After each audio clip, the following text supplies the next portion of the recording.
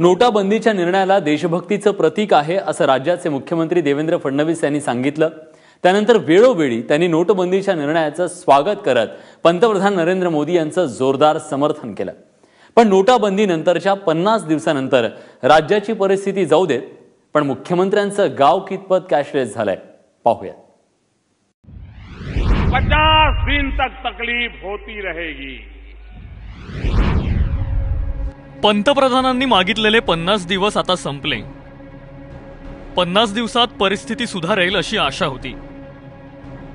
त्याचीच शहानिशा करायला माझाची टीम पोहोचली थेट राज्याच्या मुख्यमंत्री देवेंद्र फडणवीस यांच्या गावात।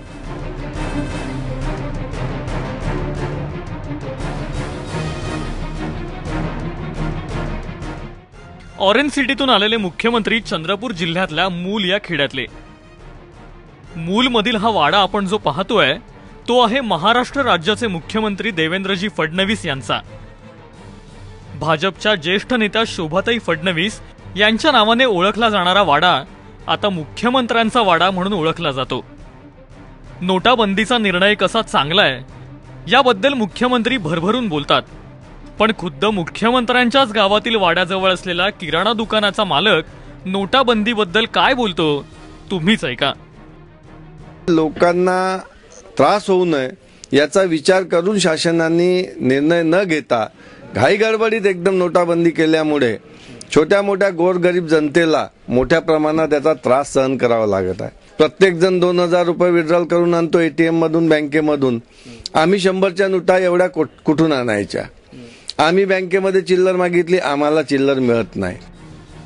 मुख्यमंत्र्यांच्या घराजवळच्या किराणा दुकानापासून अडचणींचा पाढा सुरू झाला। मूल इथल्या कृषी उत्पन्न बाजार समितीत जेव्हा आम्ही पोहोचलो तेव्हा हा पाढा थांबायचं नाव घेत नव्हता। ज्या कृषी उत्पन्न बाजारपेठेत वर्षाला 200 कोटींची उलाढाल होते तिथं हजारो शेतकऱ्यांचे जीव नोटाबंदीच्या निर्णयामुळे मेटाकुटीला आलेत।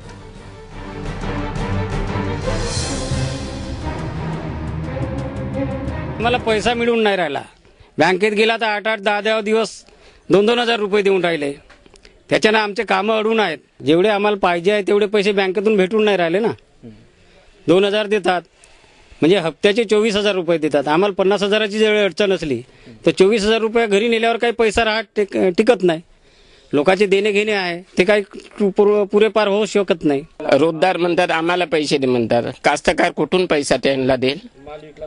माल विकला तर पैसा भेटत नाही आणि आला येतं तर पैसा कोणी देऊ शकत नाही कास्तकाराला नगदीमध्ये। नोटाबंदीचा फटका सगळ्यांनाच बसला। त्यातून मुख्यमंत्री देवेंद्र फडणवीस यांचं गावही सुटलेलं नाही। पण या गावकऱ्यांना, इथल्या शेतकऱ्यांना कॅशलेस करण्याचं स्वप्न उराशी बाळगून मुख्यमंत्री राज्याची गाडी हाकतायत। अशात या भाबड्या वारकऱ्याच्या मुखातील अभंग नोटाबंदीनं त्रस्त झालेल्यांची व्यथा मांडू पाहतोय। मुख्यमंत्र्यांचाच गाववाला तुकडोजी महाराजांच्या अभंगातून काय सांगतोय तुम्हीच ऐका। मनुजा मनुजा सुख कर हरी गुण गाई। मनुजा सुख कर हरी गुण गाई। नरदेहाची सुंदर वेडा साधून घेलवलाई। मनुजा सुख कर हरी गुण गाई। नाही भरवसा पड प्राण्याचा, नाही भरवसा पड प्राण्याचा, कधी यमराज नेई। मनुजा सुख कर हरी गुण गाई।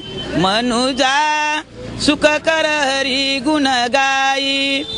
कितीतरी गेले देह सोडूनी, कितीतरी गेले देह सोडूनी, सातन कवडी येई। मनुजा सुख कर हरी गुण गाई। मनुजा सुख कर हरी गुण गाई। आनंदरावजींच्या भजनामधली एक वशी होती की माणूस जेव्हा जातो त्याच्यासोबत कवडी सुद्धा सोबत येत नाही।